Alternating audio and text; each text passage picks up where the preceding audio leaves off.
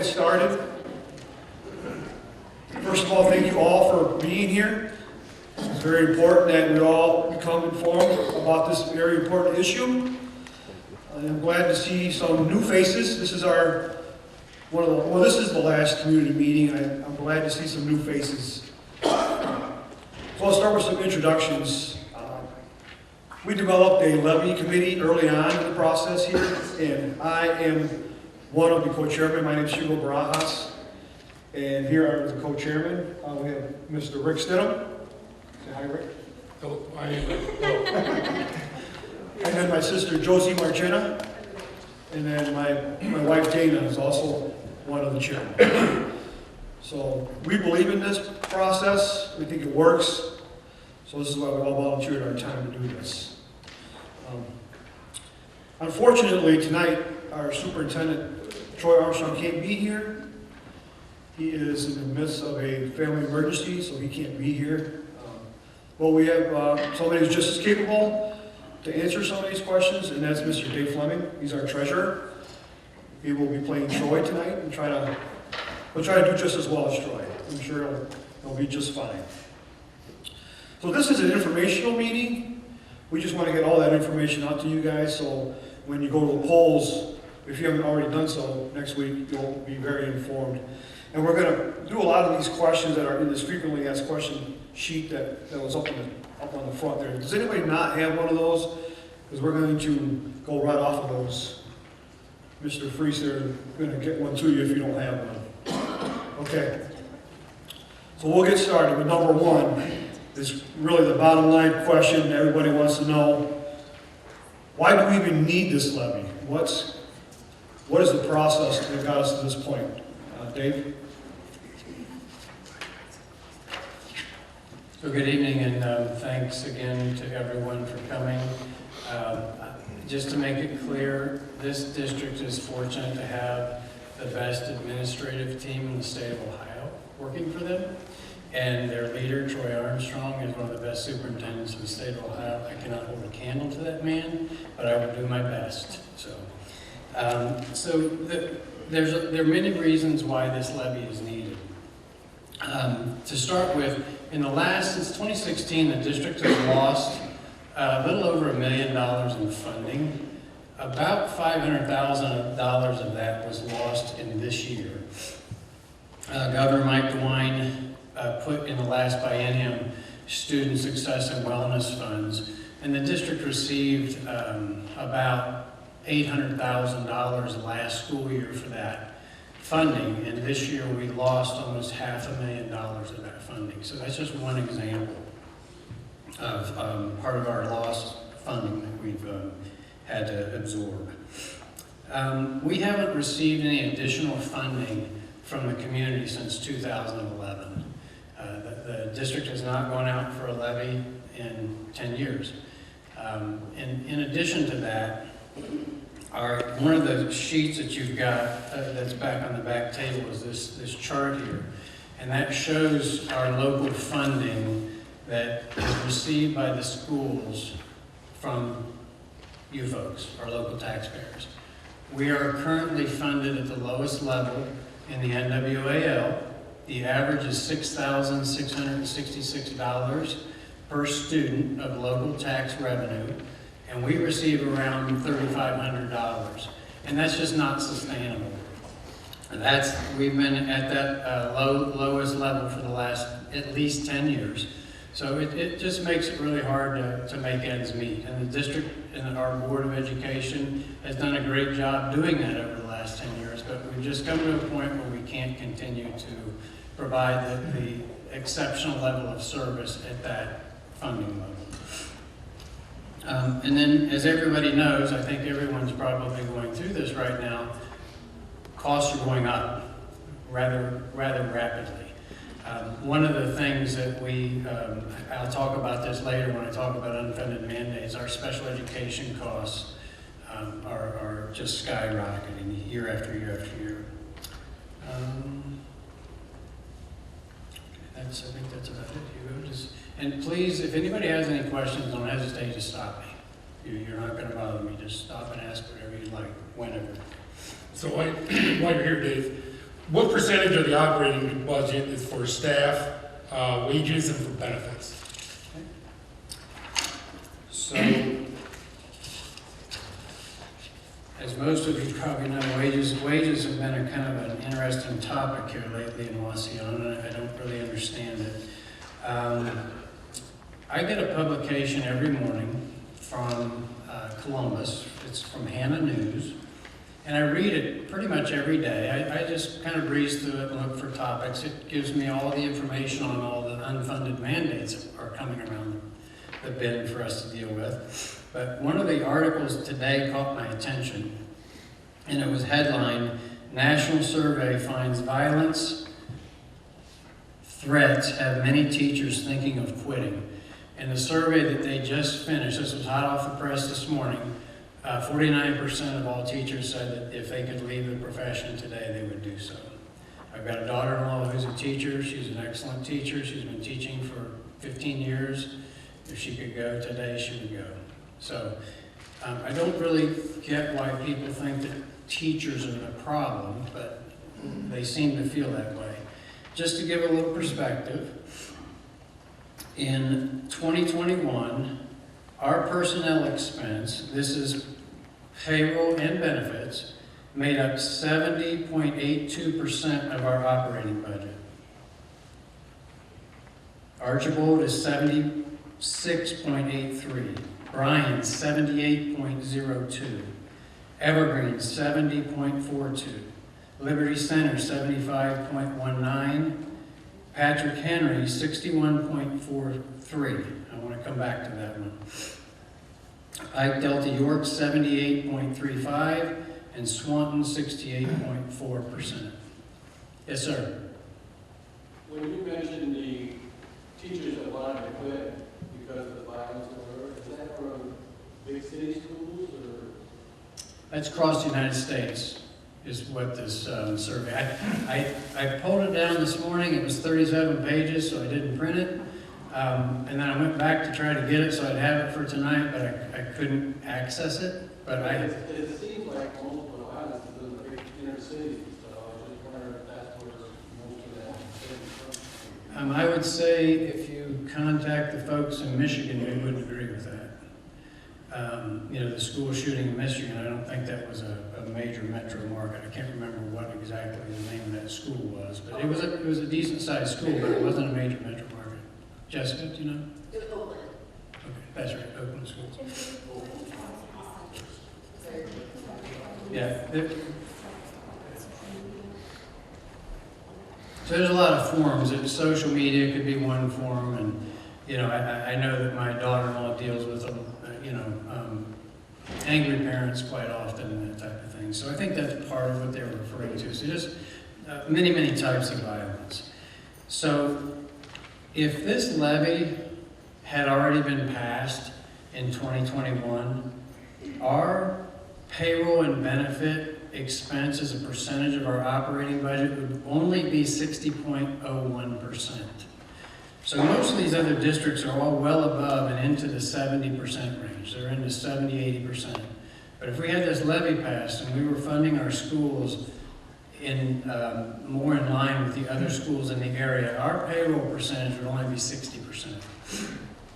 Patrick Henry has one of the highest revenue streams of any school in the area, and their payroll percent is 61%. So as you can imagine, if you have more revenue, if your payroll expense is going to be lower. And if we had more revenue, our payroll expense would be the best in the entire area.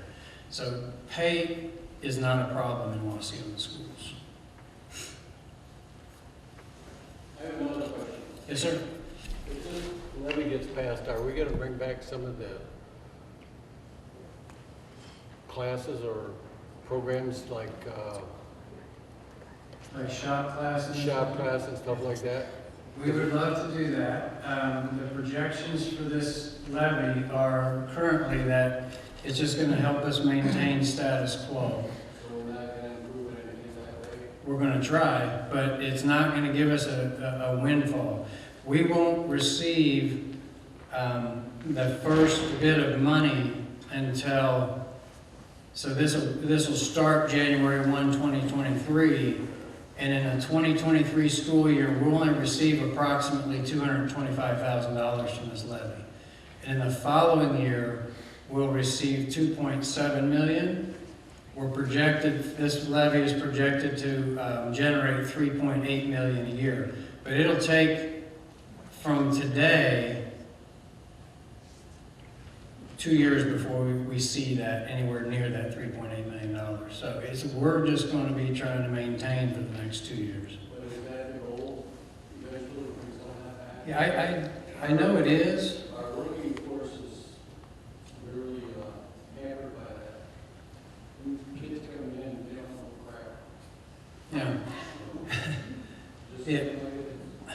Well, you know, I don't ever stop thinking about this district. I had to go to Columbus this weekend, and driving down there, I was thinking about just how to get some of these points across to people. And anybody that's in business knows that if you are running a business and you're selling your product for a 50% day in and day out, and you're competing with really high-performing organizations, you're not going to be in business for very long. That's what Wauseon has been doing for the last 10 years with their school system. So I can't argue with you that kids need more education, but we're in a service business. And if we're going to provide service to our kids and to our parents and our constituents, we have to have the money to do that with. You know, it's just to me, I've worked in the school world, I've worked at OSU, I've worked in the business world for 15 years as a CFO. You're not going to survive very long with, you know, our tagline instead of Wauseon Pride could say 50% off your child's K-12 education every day. Is all that shopping equipment still in the school? It is. It's still sitting there, and it's ready to be used. We just have to have the resources. You know, if we can't get this thing passed, we're going to have massive layoffs. And What if we had a volunteer come in and teach class? no, you can't do that. Now, Mr. Armstrong is not here, and he could answer that question way better than I can, but that's not an option. Is it really have to have a license to teach? You have to have a license. There's all kinds of liability restrictions with that. On a retired teacher? I would say if they were properly licensed, they could be probably worked out, but that's something you'd have to take up with the teachers union too. Thank you. Sure thing. All right, so we're going to keep on going with the frequently asked questions. Sir, if you do want to look at number 5 on the FAQs, the question is, with the passage of the levy in May, what is being planned for this additional funding? And it lists a bunch of stuff that's going to be part of what that funding is going to cover. So I don't know if you have this. Do you have this, sir? I have. Okay, perfect. So if anybody else wants to look deeper into number 5, it's going to answer that question. But my question for Dave is number 7. What reductions have already been made? So since 2019, when Mr. Armstrong got here, one of the first things that he did was he implemented a concept called zero-based budgeting. So we went to our entire leadership staff and we said to them, you have no money to start the year. We want you to build your budget and tell us exactly what you need to get yourself through the school year. And then we went over those budgets that everybody presented to us with a fine-tooth comb and challenged everyone as to whether they actually needed what they were putting forward. And through that process, we saved the district about $67,000 in the first year of that budget. And so the next year, we pretty much hit the reset button on those budgets, so we saved another $67,000 approximately. So that's one of the first things that we did. We've reduced the bus driver position. We've reduced the human resource position. We've reduced a secretary position. We've reduced 2 administrators. The last administrator that left, we combined her position with another position and saved the district about $24,000 doing that. I lost an employee in my office, and instead of replacing that person with a full-time position, we replaced them with a part-time position. That saved about $25,000.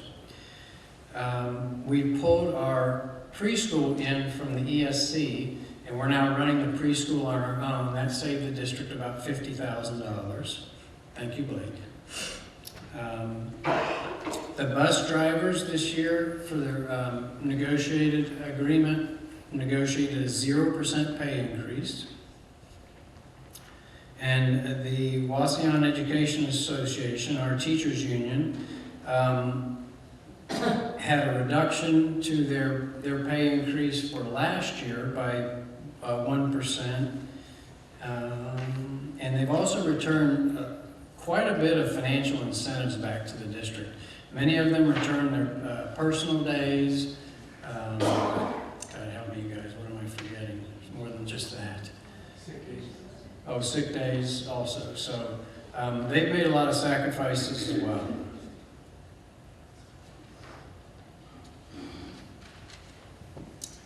Another big one is the energy project that we completed last year. We didn't even know it. Our air conditioning system in the high school was dead, and we knew we had a humidity problem in the primary school, but we really didn't know what the problem was. So we brought some consultants in, and they did a complete analysis of the school, and they put a plan together to completely replace the cooling system in the primary school. And in the process, they discovered that the high school cooling system was out as well. And so we worked out a deal where they replaced all the controls in the entire school, replaced the cooling system in the primary school and the cooling system in the high school at zero cost to the taxpayers. That was a $3 million project that didn't cost anybody in this room a penny. So that was another huge cost savings measure. We would have had no air conditioning in these buildings had we not been able to figure this out. So it's a big one.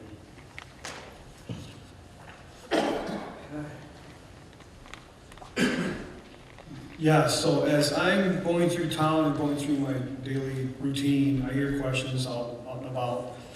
And people are still questioning this administration and the previous one. But when you're given $1 and you have a $3 budget, you have to make it work. It's a difficult job. So this administration should be commended for what they've been doing, not questioned. Okay, there's a big difference in that. So let's move on to question 13. So this is the earned income tax. Who is affected by this and what won't be taxed? As a treasurer, you probably have the answer, huh, Dave? Okay, so in school funding, you basically have two types of ways to generate revenue, and that's from a property tax or an income tax. And there are two types of income tax. There's a traditional income tax and an earned income tax. And the traditional income tax is sometimes termed an all tax. It taxes all types of income. So it doesn't really matter. It could be retirement income, investment income. I live in Swanton School District. We have a traditional income tax. When I retire, I'm going to be taxed until the day I die. and I'm happy to support the schools. But an earned income tax does not do that. It does not tax passive income. So basically the way to think about it is if you're actually out earning a living, you're physically working, you'll pay tax on those earnings. I had a lady call me, and she's retired, and she said she's got a pension, and her husband has a pension. And I said, that won't be taxed. She said, but my husband makes widgets, and he sells them online. He's a light manufacturer. He sells them online. So I said, well, he's actively manufacturing, he's actively selling, so that income will be taxed, but your retirement income will not be taxed. Unemployment income is not taxed. Disability income is not taxed. Social Security income is not taxed. Rental income is not taxed. So if somebody's got a rental house, it's just sitting over there bringing money into the owner. They're really not actively working that rental property. So that's a passive type of income. So anything like that, that's, if you're out making a living and earning a W-2, you're going to be taxed. Does that make sense to everyone? Anybody have any questions about that? Okay.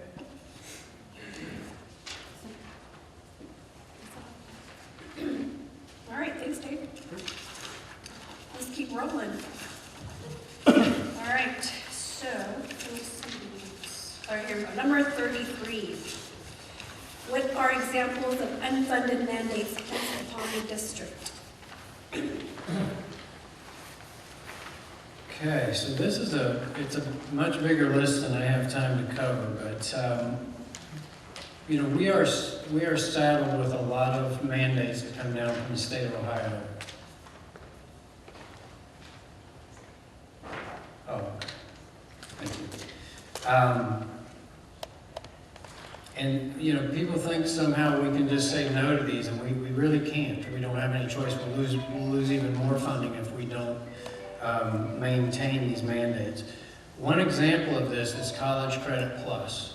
So the state passed legislation that says that, I believe it's, Pete, it's 7th grade through K-12.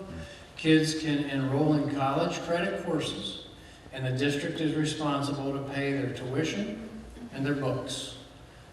That costs the district about $95,000 a year to do that.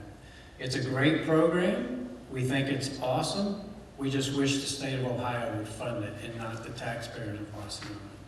So the taxpayers of Wauseon are funding that for the kids that choose to do that. Again, I think it's a tremendous program, but it's on the backs of the local taxpayers instead of on the backs of the state taxpayers. So if we are required to transport kids that go to our non-public schools, that is a definite cost to us.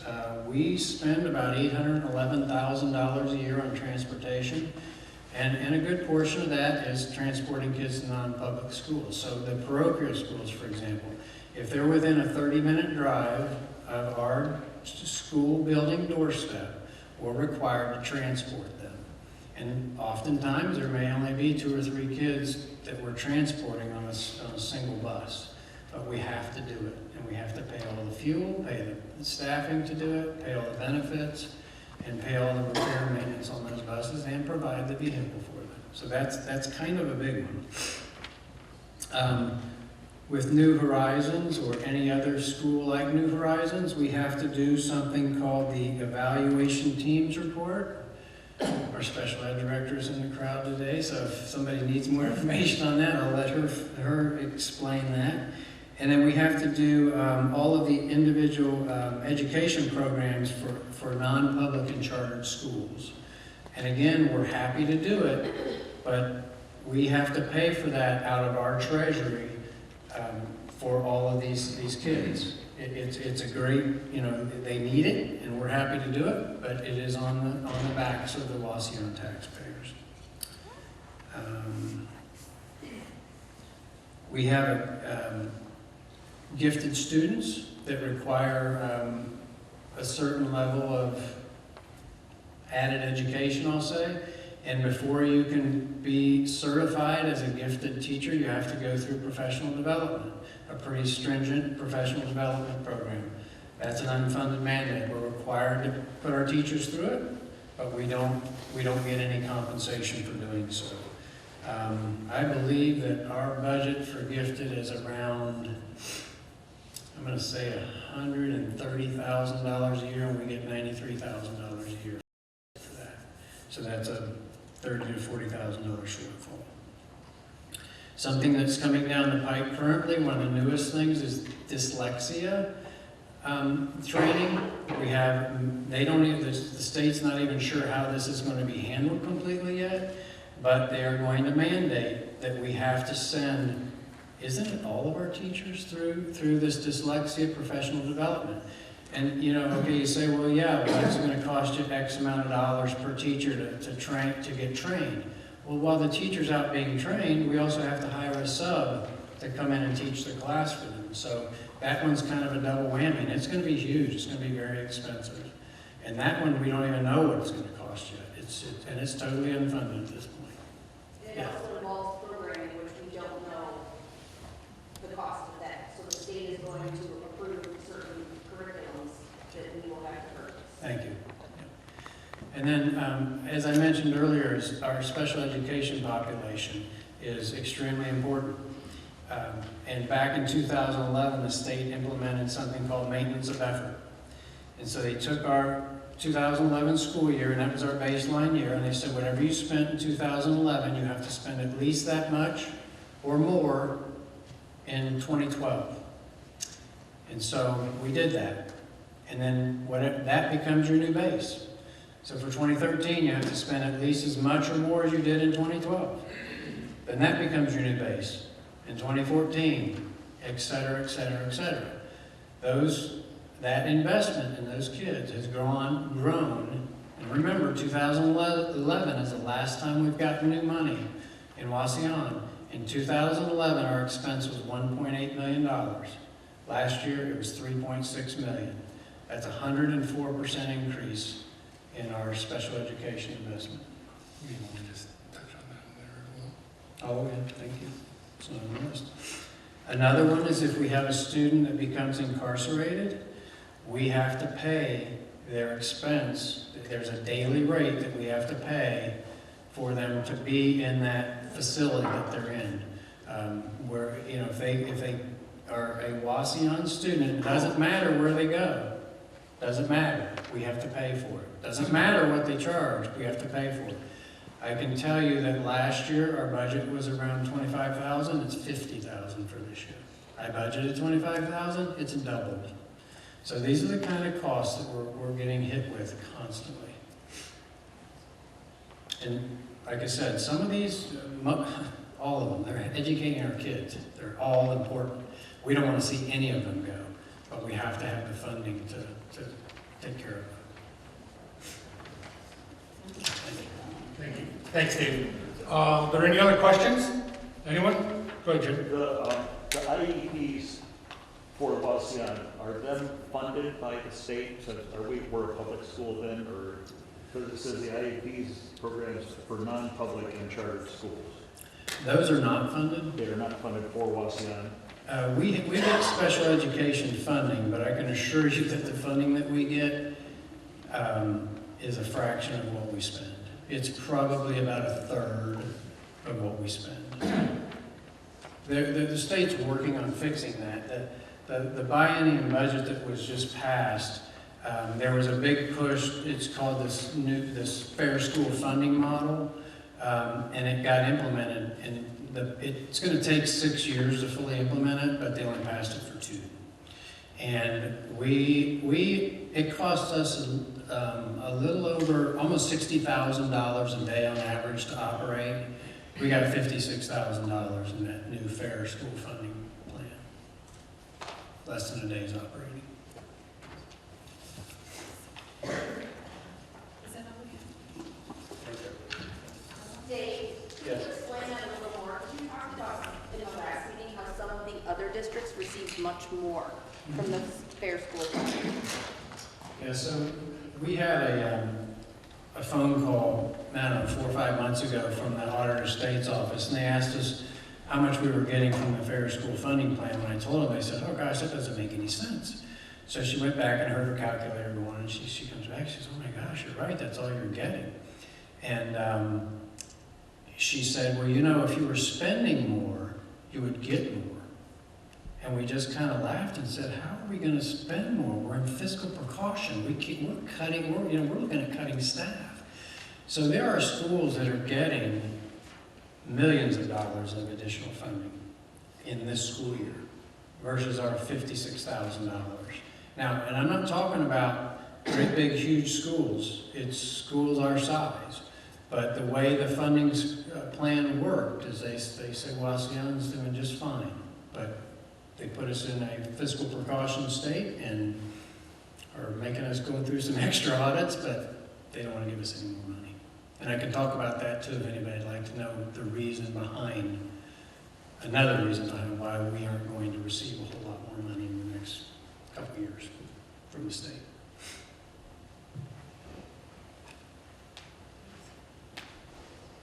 Thanks, Dave. I'm going to keep going back to the point of this administration. They get audited by the state of Ohio. How often do you get audited, Dave? Every year. Every year. Okay, have you ever been, I don't know, have you ever been punished? Have you ever been in trouble for anything that you find? The short answer is no. We get two things every year. And we don't have a finance committee, which we are going to be working on. Some people have asked, how are we going to prevent ourselves from getting back into this situation? Well, we're going to develop a finance committee, and we're going to have community members on that finance committee. So that's one of the things that we're going to do. The other, give me just 1 second. I'll get you. The other thing that we get is that they say that we don't have segregation of duties with all the cash that we handle through our athletic department. Matt Hutchinson, again, one of the best athletic directors in the state of Ohio. I know that because my son worked for the Ohio High School Athletic Association before he ever met Matt or ever knew about Wauseon. He said he's the best in the state. But he's one guy. Other schools have multiple people running their athletic department. We don't have the people to segregate the duties and have separate people counting the cash. So we get hit for that every year. But we're working on a non-cash system so that we can take care of that in the future. That's all covered right now from the high school level, and we're going to try to get that implemented for the junior high next year. Yes, sir. It's been a while since the first Levy meeting we had. Has there been any other questions over your website? Oh yeah, Because we covered the same thing that we did the first one. I just wanted we started with around 25. I think there's 42 on there now. And there's a little card back there that has a QR code. If you shoot that into your phone, it'll take you right, Blake. It'll take you right to the frequently asked questions. It takes you right to the Levy website, and then what you'll see is the FAQ on top. Click that button, and all those 42 questions and their answers are right there.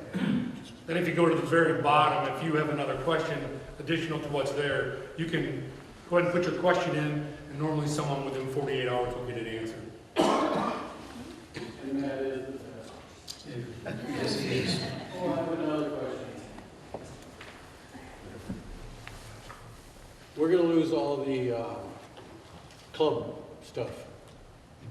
Is it because the club stuff is in the school or on school property or whatever? Well, it's kind of multifaceted. So if we don't get the levy passed, we're not going to be able to afford to keep those things running. As a part of our audit, the auditors identified that the cost to the district to run all of our clubs and our student activities and athletics, this includes band, FFA, theater, music, it's everything. It's not everybody just, tries to focus on athletics. I was an athlete, but I don't think it's the most important thing. Not everybody wants to be an athlete. But our cost to run these programs is about $895,000.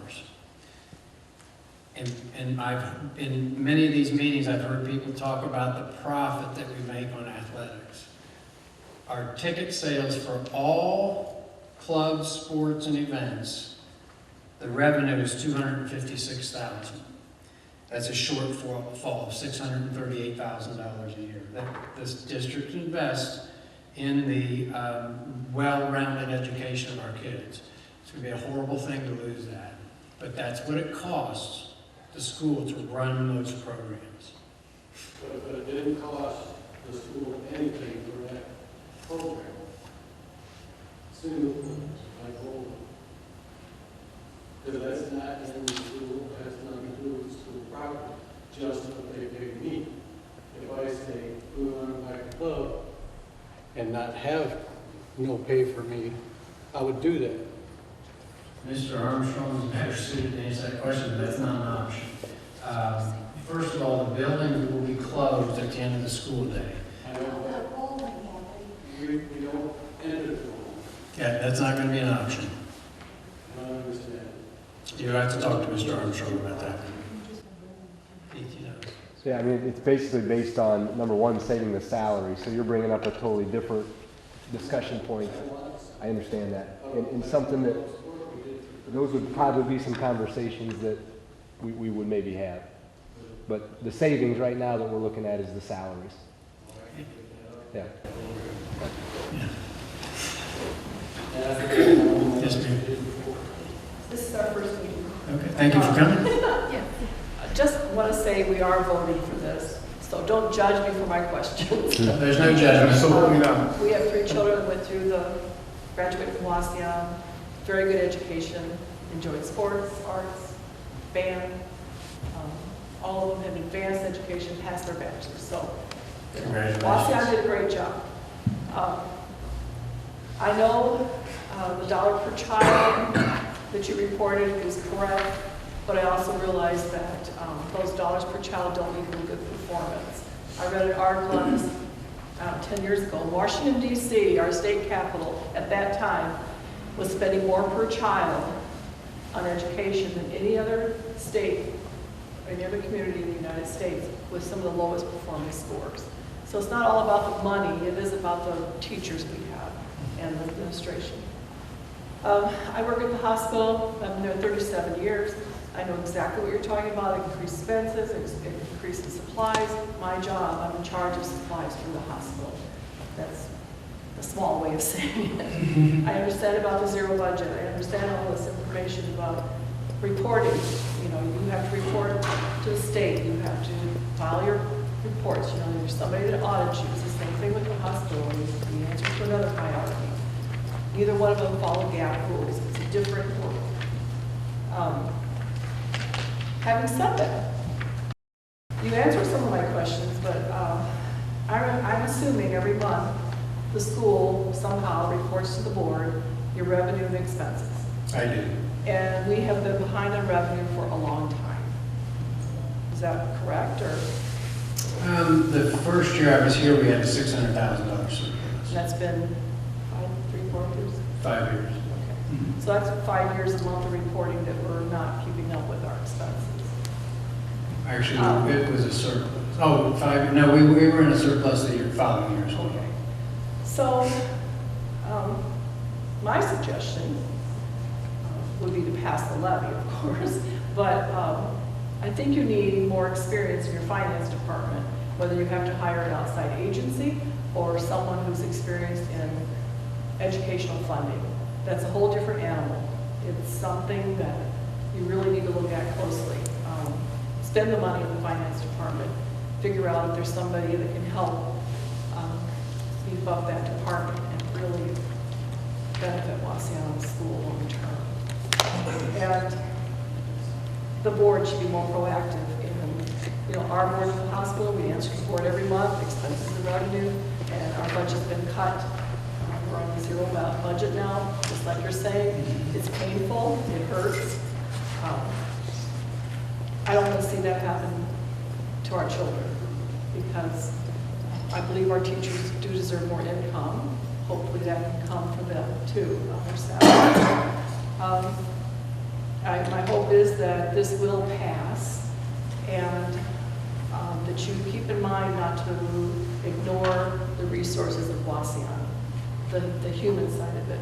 There are volunteers in this community who will do anything for their children in the Wauseon schools. So I know the sports thing and band and art and all of that, that's part of all this equation. I might suggest we look at that a different direction and maybe not use the money for that, but use our community. I don't know. It isn't always, it's always, since, for 40 years we lived in Wauseon, whenever the school needs money, it's all about the sports. But we all know it really isn't. It's about the education of our children and the well-rounded students and people that we want them to become. So. I think the clubs and the sports teach leadership skills Oh, and yeah. those kinds We of have a son that things. went to a Division III school to play football in Wauseon. And we have a daughter that teaches too in New Albany. And It's not the most important thing, but it's certainly a big component. and it's been a lot of pressure this last year, on the last 2 years of the teachers with COVID. I know from experience with my own daughter, and the hospital is going through the same thing. We have nurses that don't want to be nurses anymore. The COVID has been very hard. It's very hard to teach remotely. It's hard to teach in class, in person, mask, no mask. Parents' opinions on all this. It's been very taxing for teachers. And for nurses, that's two I have experience Well, with. first of all, thank you for speaking up and speaking your mind and being brave. The reason, you know, I've worked at OSU for 5 years, ran a $120 million budget. That made me qualified to run the school. I worked in the corporate world for 15, 20 years. I don't know how many years that adds up to, but I've been doing this my whole life. And I have always wanted to have a finance committee at the school, or an audit committee, whatever you call it, so that I had another set of eyes looking at what I was doing, and we finally got to that place. Now, I'm going to retire this year, but whoever comes in behind me, hopefully they'll have a lot of experience. They, unfortunately, the pool for school treasurers is very thin, and I hope they find somebody very qualified, but I think that having a finance committee with community members that are invested is going to be huge for the school district, because then it's going to hold the district accountable. It's going to have an outside, uninvested set of eyes looking at it. I've wanted that ever since I got here. We So, could never hire a director of finance for our hospital without hospital experience. yeah. And I think at one time we could, but today we can't. And I think when they start that search, when you retire, or when you can add to your staff, that needs to be looked at very carefully, because there's some help out there that maybe we're missing.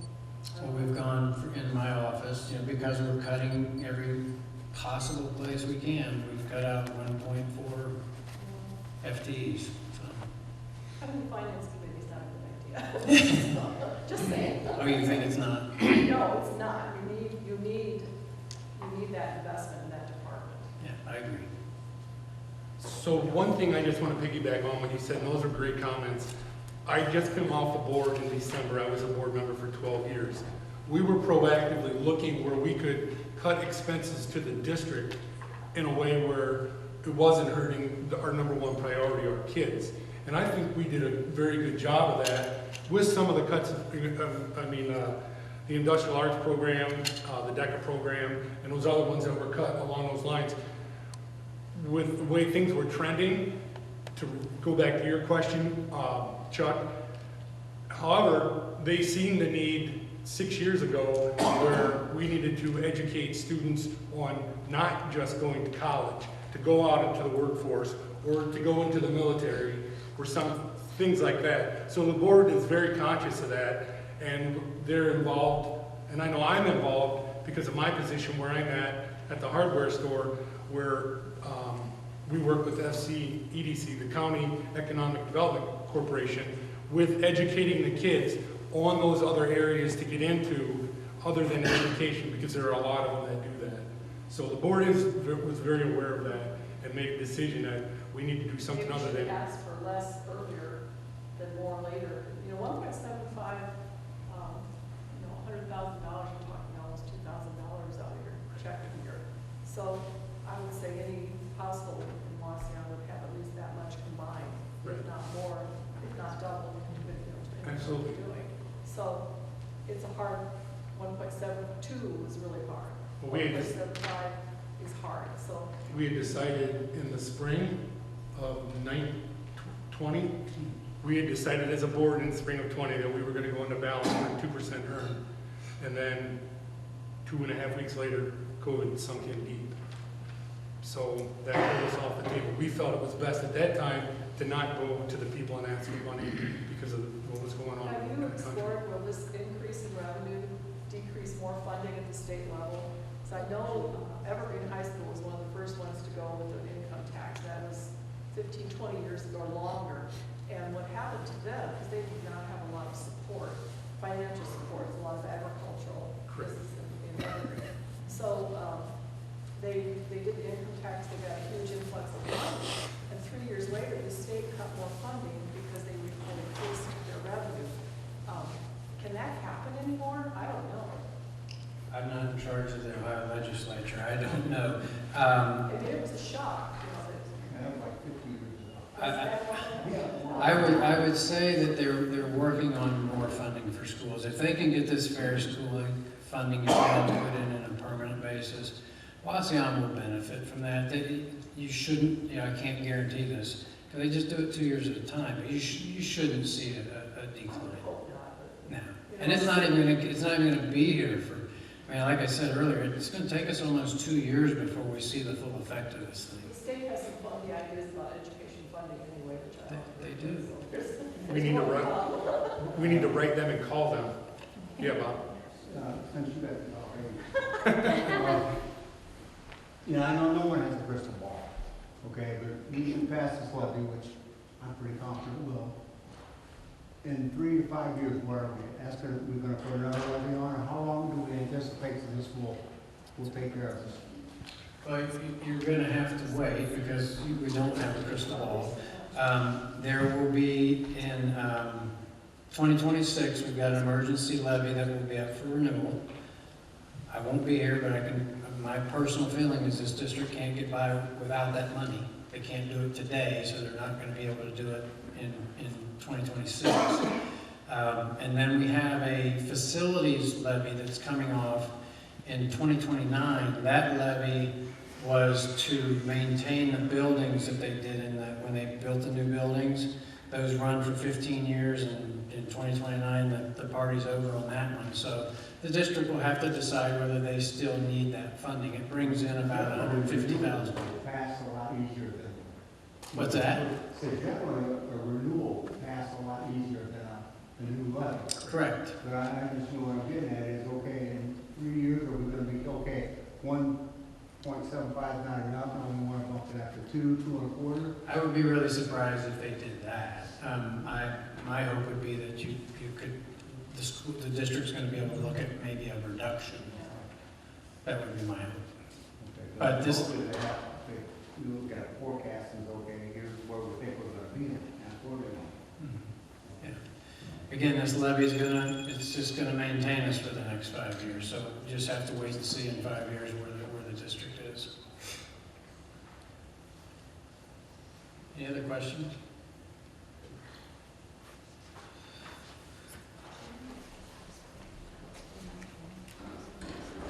Again, this is just an informational meeting, so like when you go out to wherever you're going, Walmart, the gas station, whatever, somebody asks you questions about this, you can kind of be more informed and give an answer, or point them to the right direction, which would be the levy website. There's a lot of questions there that can be answered. Yes, Paul? Yeah, I had another question from a friend the other day. He's got 3 kids at school, and they go to 2 different schools. One of them will be allowed to be bused because of the distance from the school, and the other one, he will have to, or he or his wife will have to drop off every day. Is that going to happen with many families? I don't know the number, Paul. I don't know the number. And what are the ramifications? I mean, have we thought through if we have to cut busing, how many people will be lined up in those school parking lots, dropping off kids and picking them up every day? It's going to be a nightmare. You want to see something, go past Perrysburg about 2:45. It's unreal.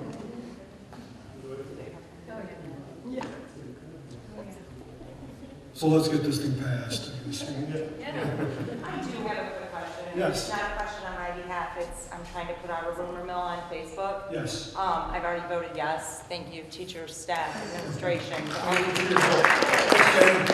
Seriously. Okay, so there's a rumor going around, and rumor has it, that the teachers are taking a bump, and if anybody's read my post, you know who I'm talking about, and I just want to settle this with them. Are teachers taking a raise if we get this levy passed? So I've heard that same rumor. And I don't care if they do. I don't care if you do get raises. I hope you do. Yeah. How soon we forgot COVID and teaching our own kids. We don't want to do it. Right. I mean, I love them and all, but. We all have short memories. So, that's a negotiated thing, but I thought I saw Tom sitting here. No, he's not here. But I can tell you that in, which meeting was that? The one over at Crossroads. At 17 minutes and 17 seconds, go listen to that, and you will hear Jason Robinson say that the teachers union has no intentions of asking for a raise for next year. I just want to go back and respond. Yeah. 17. Point into the video. I think it's 17 minutes and 17 seconds. And we did send those folks to that video. Their contract is up at the end of this year. It is up at the end of this year. Going into negotiation for 3 years. Negotiations won't start until after the vote. And, you know, I can't say this enough about this district. I mean, this district is so fortunate to have the relationship with their teachers union they have. My son's a treasurer. He doesn't have this going on in his school. Most of the treasurers that I talk to and rub elbows with, they don't have what Wauseon has. They're very fortunate. And these teachers are very, very responsible. I don't have the crystal ball, but I'd be stunned if they come in and ask for anything for next year. And again, not a question, just a question, Yeah. right? And now maybe we can watch the video. And the bus drivers are already at zero. They took a zero pay increase, which that's what they did. But we can't expect that forever. No, we can't. We can't expect it forever, so we gotta get this thing passed. So I have a few thank yous. Oh, Jessica. Can I just go off of that? I know we talked about like the zero-based budget, and some of the things on social media has been that the district could be saving money, and, you know, we talked about it's $67,000 a year they save. So this is my 8th year, I think, in this district. I had a $10,000 a year budget as a first grade teen where I came from, and I came from Washington. And you know, that money that the teachers and the administration is saving here, that is resources our kids aren't getting for like hands-on learning science things. You know, we're making things happen with virtual things, and teachers are paying for things out of their pockets. That's curriculum updates, like things in the classroom that we're not getting. That's assemblies we don't have anymore. So it's not that we were overspending that $67,000. That was just things that we cut to be able to, you know, pay for all of the mandates that Dave talked about at the beginning. Teachers at Wauseon Elementary get $150 per year for their students. Wow. And that's- $150 per year. That's paper, that's supplies, that's. Yes, Paul. They spend their own. I have one more comment.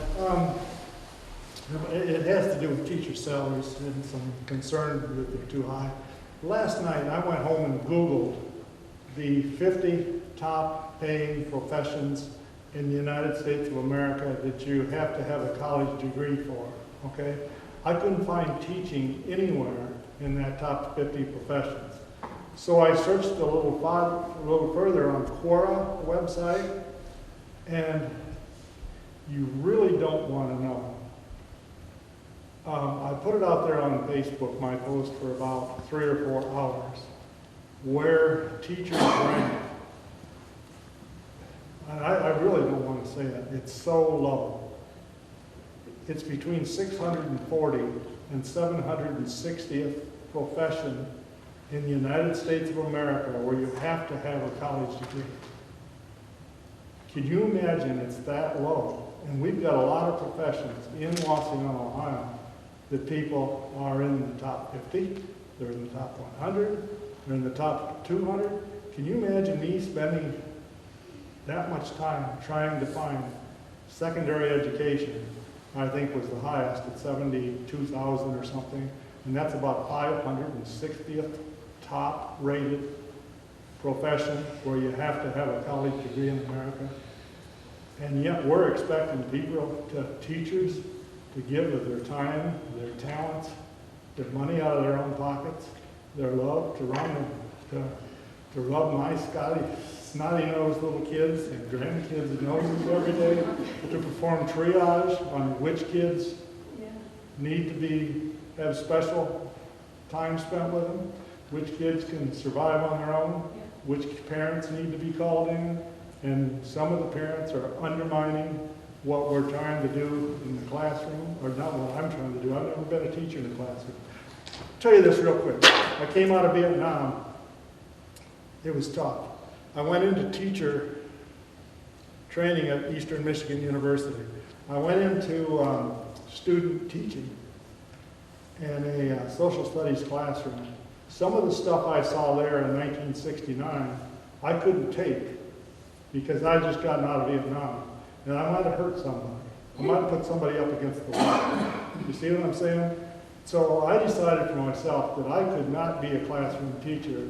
I was going to have to go into education through the Ohio State University Extension Service, 4-H youth education, where we got kids that were highly motivated, families that were highly motivated to have their kids enrolled in 4-H. And that was the kind of education that I wanted to be involved in, okay? So, again, I loved education. I've been in it for 41 years, but it's not classroom education that teachers struggle with on a daily basis here in Wauseon. Most of them as parents appreciate what they're doing, but there's a whole bunch of them that never should have been parents.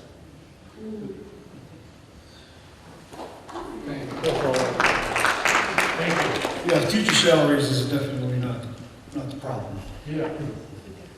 I just want to say, one of the reasons that I wanted my kids to move here in 1995 was the fact that, A, the school systems were very good, and the taxes were very low. So do I like the idea of an income tax? Did I vote for it last time? Yes. I think, again, Wauseon schools have done great for my children. I have a special needs child. He did wonderful here. He flourished. He did well enough. For 2 years, we moved to Bowling Green. He backslid horribly. And we moved right back out here, and he did fine. So I think schools are important. I think, like I said, one of the reasons we moved out here in the first place was because the school systems were first rate. My question is about the finance committee idea. When you talk about having people in the community, what are you talking about? Just ordinary parents or people banking? The way I think this is going to work is that people will put their hat in the ring, and the board is going to have to decide who they'd like to be on the committee and how big the committee is. Typically, they're not very big. My son's a school treasurer. They have one. I think they've got 4 people on their finance committee. I think it's a good idea to have the community involved, because then again, it's still a partnership between the school and the community. So. Thank you. Yes, sir. When you come up with the forecast for what the school's gonna get from the levy, how much sensitivity was built into that? Any margin for error or anything like that? 'Cause I know that we've got a fairly, well, I would consider it a medium-sized automotive plant just north of here. And everybody knows how fickle the automotive industry can be. And I'm just wondering, is that a hard number? No, that number comes from the Ohio Department of Education, Ohio Department of Taxation. I don't have anything to do with projecting that number.